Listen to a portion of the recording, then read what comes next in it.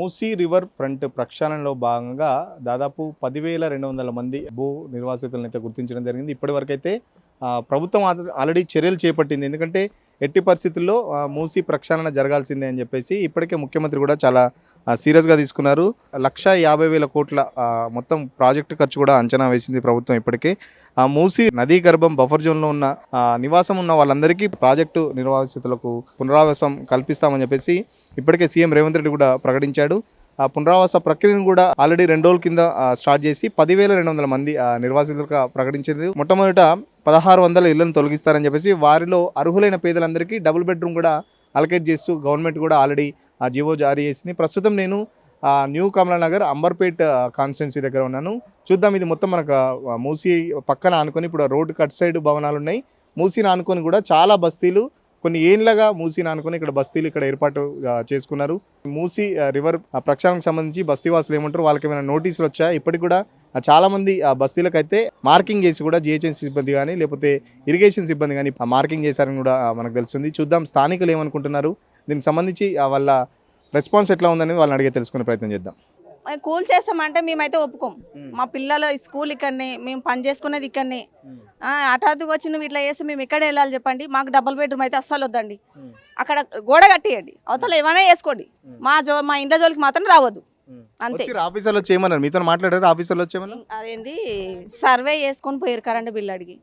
ఇప్పుడు వచ్చేమో మూసి పరివటన అది ఇది అని అంటున్నారు, కూలగొడతాం అంటున్నారు. కానీ మాకైతే ఇప్పుడైతే నోటీస్ అయితే రాలేదు, కానీ ఇస్తామని చెప్తున్నారు. కానీ ఎప్పుడు వచ్చి ఇస్తారా, ఏం చేస్తారా మాకు అదే భయం అవుతుంది. నిద్ర లేదు, కంటి నిండా జరా. మా పిల్లలు మేము బిక్కుమని ఉన్నాం. మా ఇల్లు కూల్చాలంటే మమ్మల్ని చంపేసి తీసుకుపోమనండి. డబుల్ బెడ్రూమ్ ఇస్తా అంటారు కదా వేరే కాడ. డబుల్ బెడ్రూమ్ వద్దు సార్, మాకు డబుల్ బెడ్రూమ్ వద్దు, మాకు వద్దు. మా ఇల్లు మాకు కావాలంతే. మేము 50 ఏళ్ళ సంది ఉన్నాం. మేము కూలి నాలు చేసుకొని ఉప్పరి పని చేసి ఇల్లు జాగ కొనుక్కున్నాం 50 గజాలు. మేము అందులో బతుకుతున్నాం. ఇప్పుడు నా చేత కాదు, నాకు కొడుకులు బో పెట్టారు. ఒక మాట కాళ్ళు ఉన్న లెక్కనే పోతారు. మరి మేము వాళ్ళంటే నడవగలుగుతామా? పోలేవు. మా గూడు మాకుంటే ఇక్కడ అన్నం నీయాసోటి ఇంటికి వచ్చి తెచ్చుకొని తింటాం. మా చేత కాదు. మా భూమి మాకు కావాలి, మా జాగలు మాకు కావాలి, మా ఇల్లే కావాలి. మాకు ఏదొద్దు. ముందుగా మమ్మల్ని చంపి తీసుకుపోను ఆయన. 30 ఏళ్ళు అవుతుంది సార్ ఇక్కడ ఉండబట్టి. మా ఇల్లు మాకు కావాలి. మేము ఎక్కడ వెళ్ళాము, పిల్లలను తీసుకొని మేము ఎక్కడ పోలేము చేయలేము. మా సొంత ఇల్లు మాకు కావాలి. డబల్ బెడ్రూమ్లో వద్దు మాకు. మళ్ళీ అట్లాంటి వాళ్ళు పర్మిషన్లు ఎందుకు ఇచ్చేది, నల్లలు ఇచ్చేది, కరెంట్ ఎందుకు ఇచ్చేది, మళ్ళీ భూమి జాగా ఎందుకు ఇచ్చింది చెప్పు. అప్పుడు ఇచ్చినప్పుడు వేరే గవర్నమెంట్, ఇప్పుడు వేరే గవర్నమెంట్. ఇప్పుడు రేవంత్ రెడ్డి గవర్నమెంట్ గవర్నమెంట్ ఒక్కటే కదా, గవర్నమెంట్ ఒక్కటే కదా వచ్చేది ఇక్కడ. మళ్ళీ ఎక్కడ పోవాలి చెప్పండి. మాకు డబల్ బెడ్రూమ్లు వద్దు, సచ్చినా బతికినా ఇవే ఇండ్లు కావాలి మాకు, అంతే. ఎన్ని కుటుంబాలకు ఉన్నాయి ఇప్పుడు మొత్తం మార్కింగ్? ఎన్ని కుటుంబాలకు వేసిరాడు? అక్కడ వరకు ఉన్నట మొత్తం, అక్కడ నుంచి ఇక్కడ వరకు వేసేదంట 1150. మీరు మూసి పక్కకే ఉన్నారుగా, ఎప్పుడన్నా పొంగినప్పుడు నీళ్ళు వచ్చాడు మునిగడం ఎప్పుడు రాలే, ఏ ప్రాబ్లము రాలే, ఏమి కాలేదు. మేము మంచిగా ఉన్నాం ఇక్కడనే. ఇప్పుడు వచ్చి అన్ని కొత్తగా అన్నీ చెప్తారు, కానీ మాకు ఏ నీళ్లు రాలే. ఎంత వరద వచ్చినా కానీ మాకు ఒక చుక్క కూడా పైకి రాలే. మంచిగా ఉన్నప్పుడు మంచిగా ఉన్న వాళ్ళని తీసుకుపోయి ఎక్కడన్నా ఏటకాలలో ఎత్తేస్తామని చూస్తారు, కానీ మాకు వద్దు. మా ఇంట్లో మాకే కావాలి. మేము ఏ గవర్నమెంట్ ఎక్కడికి ఏది మాకు సాయం చేయకున్నా సరే మా దాంట్లో మేమే ఉంటాం. వాడు మాకు వచ్చి ఏమి హెల్ప్ చేయకున్నా సరే అసలు కాదు. మేము కరోనా వస్తే కూడా ఇంత భయపడలేదు. ఇప్పుడు మూసి కాలువ గురించి, ఇండ్ల గురించి అని మాకు భయపడిస్తున్నారు. హైడ్రా అంటారు. హైడ్రా అంటే ఏంటి మాకు చెప్పాలి కదా. మేము ఈరోజు ఇన్ని సంవత్సరాలు 25 ఇయర్స్ అయిపోయింది మేము కట్టుకొని, ఇంతవరకు ఒక చుక్క వాటర్ రాలేదు మాకు. మేము పిల్లలను తీసుకొని ఎక్కడ వెళ్ళాలి? మేము చిన్న పిల్లలు ఉన్నారు, స్టడీ పిల్లలు ఉన్నారు, జాబులు. మేము జాబులు చేసుకోవాలంటే ఎక్కడ వెళ్ళాలి? ఇక్కడే చేసుకోవాలి. ఎక్కడోనో మాకు ఇస్తా అంటే మేము ఎక్కడికించి రావాలి? హాస్పిటల్కి వెళ్ళాలంటే ఎక్కడికి రావాలి? ఇక్కడికే రావాలి. ఏం చెప్తాం ప్రభుత్వానికి? ఏం చెప్తావు రేవంత్ రెడ్డికి? ఏం చెప్తావు? రేవంత్ రెడ్డికి చెప్తున్నా ఒకటే మాట, మా ఇండ్లు మాకే ఉండాలి. ఆయన వచ్చి మా ఇండ్లలో ఉండమని తెలుస్తుంది. మేము ఆ ఇండ్లలో ఉండలేము. మేము కష్టంగా సొంతంగా కట్టుకున్నాము. ఆయనలాగా గవర్నమెంట్ ఇచ్చిన ఇండ్లలో ఉండలేము. మేము కష్టపడి కొన్నాము. ఇవి రూపాయి ఎన్నికేసుకొని కొన్న ఇండ్లు ఇవి. మాతో డబుల్ బెడ్రూమ్ ఇస్తే మాతో పాటు ఆయన కూడా డబుల్ బెడ్రూమ్లకు రమ్మనండి, ఉండమానండి. వాళ్ళ పిల్లల్ని తీసుకొని వచ్చి ఉంటేనే తెలుస్తుంది ఇది ఆయనకు మా బాధ ఏందనేది. ఆయన రావాలి, మాకేంది పరిష్కారం చూపించాలి. మేము మాత్రం ఇక్కడి నుంచి వెళ్ళేది లేదు. ఎన్ని రోజుల నుంచి ఉంటారు మీరు? ఆల్రెడీ గవర్నమెంట్ మాత్రం చాలా ప్రతిష్టాత్మకంగా చేపట్టింది. 1,50,000 కోట్లు ఖర్చు పెడుతుంది. గత 20 సంవత్సరాలుగా ఇక్కడనే ఉంటాం. ఇక్కడనే వచ్చినాం. కష్టం రూపాయి కష్టం చేసి ఇంత జాగ కొనుక్కొని కట్టుకున్నాం. ఇప్పటి నుంచి కాదు, మా తండ్రుల కాలం నుంచి మేము ఇక్కడనే ఉంటున్నాం. ప్రతిదీ ఉంది మాకు. రిజిస్ట్రేషన్ ఉంది, ట్యాక్స్ కడుతున్నాం ప్రతి సంవత్సరం, నల్లా ఉంది, కరెంటు బిల్లు ఉన్నాయి. ప్రతి నెల ప్రతి దానికి మనం గవర్నమెంట్ ప్రతిదీ సహకరించిందండి. రోడ్లు వేసింది, కేసీఆర్ సర్కార్ రోడ్లు వేసింది మాకు, నల్లా ఇచ్చింది, మీటర్లు ఇచ్చింది, ప్రతిదీ ఇచ్చింది మాకు. ఇప్పుడు ఈ రేవంత్ రెడ్డి సర్కార్ వచ్చి సంవత్సరం కూడా కాలేదు, మొత్తం తీసేస్తా అంటే ఏడు పోయి చావమంటారు. ఎక్కడ పోయి ఉండాలి మేము? ఆ డబుల్ బెడ్రూమ్లు దేనికండి? ఇక్కడ పేదవాళ్ళు రోడ్ల మీద గుడిచెలు వేసుకున్న వాళ్ళకు ఉచితంగా ఇవ్వడానికి మాత్రమే డబుల్ బెడ్రూమ్లు. ఈ లక్షల కోట్ల రూపాయల ఆస్తులు తీసేసి నువ్వు డబుల్ బెడ్రూమ్లు ఇస్తా అంటే ఎట్లా ఉంటాం మేము? పొద్దున్న లేస్తే కూలి నాలు చేసుకొని బతికేటోళ్ళం. పిల్లల స్కూల్లోనే ఉంటాయి, కాలేజీలోనే ఉంటాయి, మాకు వృత్తులన్నీ ఇక్కడనే ఉన్నాయి, మేము చేసుకునే లేబర్ పనులు ఇక్కడనే సిటీలోనే ఉన్నాయి. నువ్వు ఎక్కడనో సిటీ అవతల డబుల్ బెడ్రూమ్లు ఇస్తా అంటే మేము ఎట్లా బతకాలి? అక్కడ నుంచి మా జీవనోపాధి ఎట్లా పోతుంది? మేము మాత్రం ఆ డబుల్ బెడ్రూమ్ మాకు వద్దంటే వద్దు. మాకు ఉన్న ఇల్లే మాకు చాలు. మీ ప్రభుత్వం నుంచి మాకు ఎటువంటి రూపాయి నయా పైసా సహకారం లేకుండా మాకు ఏమీ ఇబ్బంది లేదు. మేము చెప్పు తీసుకొని మేమే కొట్టుకోవాలి. మీ సర్కార్కి మేము ఓటేసి గెలిపించుకున్నాం, మేము ప్రజల అభివృద్ధి కోసం పోరాడుతా అని చెప్పేసి మేము మేము బుద్ధి తక్కువై మీ గవర్నమెంట్కి వేసినాం. చావమంటారా? మమ్మల్ని ఇక్కడ చంపేయండి, అక్కడ చంపేసి అప్పుడు ఆ తర్వాత కూలబెట్టేయండి. మిమ్మల్ని ఇక్కడ చంపేయండి. జేసీబీ కింద ఫస్ట్ ఏ ఇంటికి పోయినా ఆ ఇంటి వ్యక్తులను అక్కడ జేసీబీ కింద చంపేసి ఆ తర్వాత ఇల్లు కూడా కట్టమనండి. దాదాపు ఎన్ని రోజుల నుంచి ఉంది ఇట్లా సిచ్యువేషన్? అంటే ఆఫీసర్లు ఎప్పటి నుంచి వస్తారు? అందరూ బస్తీలు అంతా ఇప్పుడు జమ అయ్యారు కదా. ఆఫీసర్ నేను అందరు పనులు పోయిన టైంలో వస్తున్నారు వాళ్ళు ఆఫీసర్స్ ఏదో మొన్న దాకా అయితే ఇక్కడ దాకా అన్నారు. ఇప్పుడు మొన్న వచ్చేసేమో ఇక్కడ దాకా మార్కేసారు. వాళ్ళు ఏ టైంలో వస్తారో తెలుస్తలేదు, చెప్తలేరు. మళ్ళీ ఇప్పుడు వచ్చేది హైడ్రా అంటున్నారు. ఈ హైడ్రానా లేకపోతే ఇది ఏంది? ఈ గవర్నమెంటా ఇది వేరే గవర్నమెంట్? అది అదేమో ఆ గవర్నమెంట్కి ఎవరిది? రేవంత్ రెడ్డిది. మరి ఇదేమో మళ్ళీ సంటలు అంటున్నారు. వాళ్ళు సంటలో వస్తే మాకు ఇది ఎందుకు కూలగొట్టాలి? ఇది అవతల రోడ్డు కట్టినట్టుగా బేస్మెంట్ కట్టేసామని. బేస్మెంట్ కట్టేస్తే మాకు ఇంతవరకు 30 సంవత్సరాల నుంచి మాకు ఇంతవరకు నీళ్ళు కూడా రాలేవు.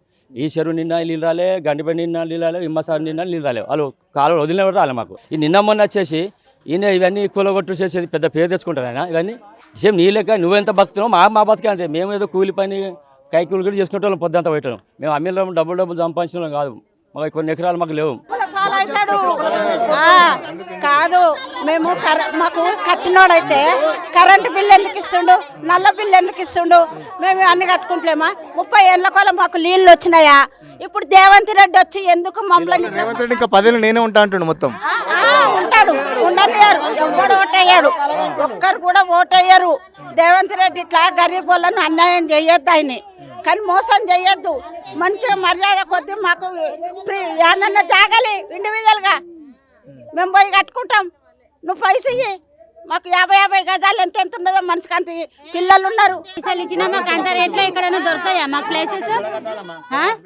మీకు కూడా కట్టేదంటే కట్టుకోండి, అంతేగాని మా ఇల్లు దగ్గరికి ఎవరు వచ్చే అవసరం లేదు. అంతే. డబుల్ బెడ్రూమ్ తీసుకొని ఏం చేయాలి మేము అంత దూరం? నువ్వే పోయి ఉండు అక్కడ. 2 కొడుకులు కోడన్లు ఇంత పిల్లల తీసుకొని మేము ఇట్లా పిల్లలు తీసుకొని ఆడ పోయి ఉండాలి. 2 కొడుకులు కోడన్ల పిల్లల మేము అందరం పోయి ఆడ ఉండాలి. నువ్వు ఒక రూపాయలు ఇస్తువి, మేము ఏడ ఉండాలి? ఎంతమంది పోయి మాకు సరిపోతుంది అది? మేము కష్టం చేసుకొని కట్టుకున్నారు ఇళ్ళకు, మీరు వచ్చి కూల కొడతాడంట ఆయన. ఇట్లా ఇదే మర్యాద ఆయనది? ఇదే గెలిపించిన ఇందుకే మళ్ళీ వస్తాడు ఆయన?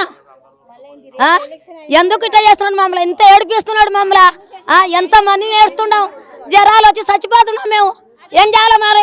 మేము చచ్చిపోతే ఆయన ఏం చేస్తాడు చెప్పుగా వచ్చి? ఏంది ఇది పరిశాన్? మాకు నిద్రలు పడతలేవు, హార్ట్ అటాక్ లాగా చచ్చిపోయేటట్టున్నారు. ఏం పరిశాన్ అయ్యా ఆయనతో? ఎట్లా వచ్చిండో ఏమో దూత మంది పానాలకు నిద్రలు ఉంటలేవు మాకు. మేము పైసలు ఇప్పుడు 2 రోజుల నుంచి ఇట్లా అంతా బస్సులు అంతా కాదు, ఈ బస్సులు అందరూ రోజు జమ అవుతారు కదా, ఆఫీసర్లు వస్తారని భయం అవుతుందా? ఇట్లా అయ్యా నిద్రలు కూడా పడతలేవు మాకు. ఏంది బాధ? తిండి కూడా తింటలేము. ఏం రోజు అయ్యి చచ్చిపోయింది నయం అనిపిస్తుంది బాధలకు. మేము గిన్నెళ్ళ కొద్ది 30 ఏళ్ళ కొద్ది మాకు కాలువ రాలేదు. ఇప్పుడు కాలువ ఎట్లా వస్తుంది? గోడ కట్టుకొని ఎక్కడికి గోడ కట్టుకొని ఏం చేస్తాడు? చెయ్యని నేను ఒక్కడే ఉన్నాడా? ముఖ్యమంత్రి ఎవరు లేరా? ఇంతమంది వచ్చిండు. నిన్న మొన్న వచ్చి 6 నెలలు కాలే, 9 నెలలు కాలే, ఇప్పుడు మా ఇంటి తీసేస్తామంటుండు. ఏం బాధలు అయ్యా ఇవి? లేకుంటే అందరం చంపేసి తీసుకోమాను. అడ్డం రారు ఎవరు, చంపేయమాను. ఆయన బొంద మీద ఇట్లా పెట్టుకుంటాడేమో. బొందల గడ్డ కట్టించి తీసుకోమని ఆయన ఆస్తి గురించి మేము ఆశపడతలేము. మాది వచ్చి మాది గుంజుకుంటున్నాడు ఆయన. పిల్లలు ఎక్కడ పోవాలి, మేము ఎక్కడ పోవాలి? ఎక్కడ ఆగం కాలి చెప్పు? 3 నెలల నుంచి మాకు తిండలేదు, నిద్ర లేదు, ఏం లేదు. గోడ కట్టించుకోమని ఇంతమంది ఎక్కిరు కానీ ఎవ్వరు ఇంత సపోర్ట్ చేయలేదు. ఇవి వచ్చి నుంచి ఇట్లా ఆగం చేస్తున్నారు మమ్మల్ని. మొత్తం ఇంట్లో ఉండాలని మొత్తం మనం బయట కూర్చురు. పొద్దంతా పని చేసుకోవాలా, ఇదొకటి ఆలోచించాలా? తిండి లేదు, తిప్పలేదు, నిద్ర లేదు. ఎట్లా బతుకమంటారు చెప్పమని మరి ఆయన చూపెట్టమని. దారి చూపెడితే మేము పోతాం ఏదంటారు. మా ఇల్లు మాకు కొంచెం మనం ఆయన బతుక ఆయన చూసుకోమని. కానీ మాకు ఏం వద్దు, ఆయన ఆస్తి గురించి మాకు రూపాయి వద్దు. మాకు మా కష్టం మేము చేసుకొని ధరలు పెంచుకోమని పెంచుతున్నాడు. అయినా తీసుకొని తింటున్నాం కడుపుకు. ఇంత తినేది ఇంత తెచ్చుకొని తింటున్నాం తెలుసా. ఇంత ఇంత ఇంత తెచ్చుకొని మాకు ఫ్రీ బస్ వద్దు, రూపాయి వద్దు. కరెంటు బిల్లు తీసుకుంటుండు, నల్ల బిల్లు తీసుకుంటుండు. ఒక నెల కరెంటు బిల్లు కట్టకపోతే 50 రూపాయల పైన వేస్తున్నాడు. అది దోసుకు తింటుండు, ఇది తీసుకుంటుండు. మరి మేము ఎక్కడ పోవాలి? మాకేమొద్దు, ఒక పని చేయమను, చప్పుడు దేకమని చంపేసేమను, మోటార్ పెడుతుండు కదా, అందరిని తీసుకోమని. అందరిని అదొక ప్రశాంతి ఉంటుంది. మా ఆత్మలన్నా కొన్ని అట్లనైనా ప్రశాంత్ అయితే. కానీ ఇట్లా పెట్టి మా గుండెకాయలను గుంజుకుంటుండే ఆయన తెలుసా. గుండెకాయలు గుంజుకుంటుంది మాది. మేము రాత్రంతా మేము పండుకుంటలేము, తిండి ఉంటలేదు, నిద్ర లేదు. దసుకుమని మా కడుపు నుండి అదే చెన్ని చెప్పి ఎన్ని రోజులు అని చెప్పారు, మీకు టైం ఇచ్చారా? ఏమన్నా కూల్ చేస్తామని చెప్తారా? ఏమి ఇచ్చలేరు. నోటి ఇవో సర్వే చేసి దేని గురించి చేసినట్టు మూసి నది గురించి అని చెప్తున్నాడు. కానీ మళ్ళీ ఇంకొక మాట చెప్తున్నాడు మాకు. ఏం భయపడి మూసి నది అని చెప్తున్నాడు. కానీ మా గురించి మా గోస పోసుకోకమని, మా రక్తం పిండి పోసుకోకమని. మేము గరీబోళం, పొద్దున్న లేస్తే చేసుకుంటే కష్టం చేసుకొని బతుకుంటాం. వాళ్ళని దోసుకొని తిని మా గరీబోళ్ళ బుద్ధి లేదు అట్లా. కానీ వాళ్ళకు ఉంటుంది అట్లా. వాళ్ళ బుద్ధి ఉంది కాబట్టి వాళ్ళు చేస్తారు. కానీ మాకు లేదు. మేము కష్టం చేసుకుంటున్నాం. పొద్దున్న లేచి పిల్లలను ఏదో గంజో గట్క చేసుకొని జాగలు కొనుక్కున్నాం. కానీ వీలైంది మొత్తం వచ్చి ఆక్రమించుకుంటా అంటే అదే పద్ధతేనా? 30 ఏళ్ళ నుంచి ఉన్నాం. 30 ఏళ్ళ నుంచి ఎన్ని పార్టీలు వచ్చిపోయినాయి, ఎంతమంది సీఎంలు వచ్చిండ్రు. ఏ సీఎం ఇంతవరకు ఇంత యాక్షన్ తీసుకోలేదు. ఈ సీఎంఏ తీసుకోవాలి అవసరం ఏముంది అంటే గ్రేటర్ హైదరాబాద్లో ఓటు పడలేదనా, ఓటు పడలేదనా, ఇయర్ కూడా ఇయర్ గతంలో కాదు, ఇక ఫ్యూచర్లో కూడా కాంగ్రెస్ అనేది భూస్థాపితం అయిపోతుంది, మొత్తం బంద్ అయిపోతుంది. గతంలో పనిచేసిన సీఎంలు అందరూ పని చేయలేదు, ఆ పైసలు తీసుకున్నారు. ఎక్కడికక్కడ ఇక నదులు ఆక్రమణలు, చెరువులు, కుంటలన్నీ వేసేసారు, నాలాలు ఆక్రమించారని చెప్తారు. అందుకే తీసేస్తామని చెప్తారండి. గతంలో చేసిన పార్టీ నాయకులు, సీఎంలు వాళ్ళు ఆచితూచి అడిగేసిన వాళ్ళే ఉన్నారు. ఎవరో ఎడ్యుకేషన్ పర్సన్స్లే ఉన్నారు, అన్ఎడ్యుకేటెడ్ లేరు. ఈయన ఎడ్యుకేషన్ పర్సనే కదా ఈయన. మరి ఈయనకు తెలియలేదా గతంలో సీఎం ఏం చేసిండు, ఈ బఫర్ జోన్ ఏంది, ఎఫ్ఎల్ ఏంది అని తెలియదా వాళ్ళకు? గరీబోని శవాల మీద కట్టుకుంటుందా? మేము రూపాయి కూడబెట్టుకొని కట్టుకున్న పద్ధతి లేదు. ఇప్పుడు ఇంత దూరం ఉన్నది, నువ్వు డ్రాపాలు కట్టుకోమను. మాకు గరీబోనికి నువ్వు డ్రాపాలు కట్టుకోమను, నీళ్లు రాకుండా ఉండదు. మాకు ఇన్ని సంవత్సరాల సందికి ఇంత నీళ్లు రాలేదు, మాకు ఇంత ఎఫెక్ట్ రాలేదు. ఎక్కడో చెదరగట్ల అక్కడ సైడ్ లోపల వచ్చినా కూడా అది మా మీద అందరి మీద రుద్దేసి ఇప్పుడు మార్కులు చేసి వాళ్ళు మార్కులు చేయడం అన్న కూడా కరెక్ట్ కాదండి. ఇది గరీబోని పుట్ట మీద కొట్టుడు అన్న. మన ఇంతవరకు కేసీఆర్ ఉన్నప్పుడు ఏ పద్ధతిలో అయినా ఏ గరీబోని చేతి మీదకి రాలేదు. ఈ కాంగ్రెస్ గవర్నమెంట్ వచ్చినానికి మన తెలంగాణ మొత్తం నాశనం పట్టిస్తున్నాడు కాంగ్రెస్. తెలంగాణ మొత్తం నాశనం పట్టిస్తే పబ్లిక్ కూడా ఎక్కడ పోవాలి? గరీబోడు ఎడబతకాలి. వాడిని తీసుకొచ్చి రోడ్డు మీద పడేస్తున్నావు. నువ్వు రూపాయి ఇన్ని సంవత్సరాలు సంపాదించుకున్నది వాడు తీసుకొచ్చి రోడ్డు మీద పడేస్తే వాడు ఎక్కడ పోవాలి? నువ్వు నీ అధికారం నువ్వు చూసుకుంటావు. నువ్వు 5 సంవత్సరాలు ఉంటావు, నువ్వు పోతావు. తర్వాత పరిస్థితి వాడు బతికినోడు ఎక్కడ పోవాలి? వాడు అర్థం చేసుకో. నువ్వు మారిపోతావు, మళ్ళీ ఉండవు. నువ్వు గ్యారెంటీ లేదు నీకు వచ్చేది. నువ్వు గరీబోనా ఎట్లా వస్తాడు? నువ్వు ఇట్లా వస్తావు గ్యారెంటీ ఉందా?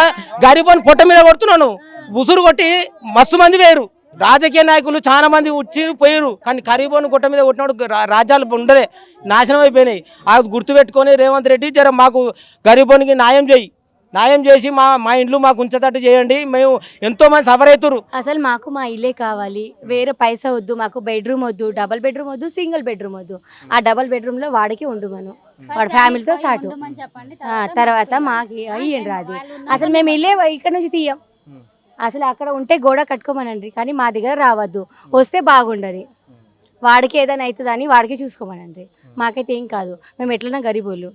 వాడి దగ్గర ఎక్కువ ఉంది, వాడికి పరిచయం అవుతుంది. పోలీసులు గీలీసులు అందరూ వస్తారు కదా, చూస్తారు కదా, టీవీలలో చూస్తారు కదా, హైడ్రా గిడ్రా ఎక్కడికంత ఎందుకంత ధైర్యం మీకు? ధైర్యం ఎందుకు ఉండదు? జనాలు మేము కష్టపడి కట్టింది అది పుక్యానికి రాలే, వాడికి పుక్యానికి వస్తుంది, మాకు వస్తలేదు పుక్యానికి. అందుకని మాకు ధైర్యం. మాకు ప్రాణ విలువ లేదు. ఇక ఇల్లు లేకపోతే ప్రాణం తీసుకొని ఏం చేయాలి? ఏం చేయలేం కదా. అందుకని మొత్తం పబ్లిక్ అయితే దాదాపు 3-4 రోజుల నుంచి ఇట్లనే బస్తీలకు మొత్తం అందరూ జమ అవుతున్నాం. ఎవరు ఏ పనిలో పోతున్నాం, ఎప్పుడు ఏ ఆఫీసర్లు వచ్చేసి కూలగొడతారని భయంగా బతుకుతున్నాం. దాదాపు ఎవరు తిండి తినలేని పరిస్థితి అని చెప్పేసి బస్తీవాసులు కూడా చెప్తున్నారు. ఇప్పుడు చూస్తున్నాం కదా, ఆ టెంపుల్ వెనుకనే మూసీ నది ఉంది. అక్కడ నుంచి దాదాపు 2000 సంవత్సరం వరదలు వచ్చినప్పుడు కూడా చుక్క నీళ్ళు కూడా మా కాలనీకి రాలేదని చెప్పేసి ఇక్కడ బస్తీవాసులు అయితే చెప్తున్నారు. ఎందుకంటే చాలా దూరం ఉంది మూసీ నది. దానికి సంబంధించి మీరు ఒక కంపౌండ్ వాళ్ళ కట్టుకోవచ్చు, కానీ ఎట్టి పరిస్థితుల్లో మేము మాత్రం ఇక్కడి నుంచి ఖాళీ చేసే పరిస్థితి లేదు. మాకు నువ్వు ఇచ్చే డబుల్ బెడ్రూమ్ కూడా మాకు అవసరం లేదని చెప్పేసి ఆ స్థానికులు అయితే చెప్తున్నారు. అవసరమైతే మేము పోరాటం చేస్తామని చెప్పేసి ఒక్క ఇల్లు కూడా కూల్చకుండా మేము ఇక్కడ ఫైట్ చేస్తామని చెప్పేసి ఆ స్థానికులు చెప్తున్న పరిస్థితి. కెమెరా పర్సన్ రాజుతో సురేష్, సిగ్నల్ టీవీ, అమర్పేట నుంచి.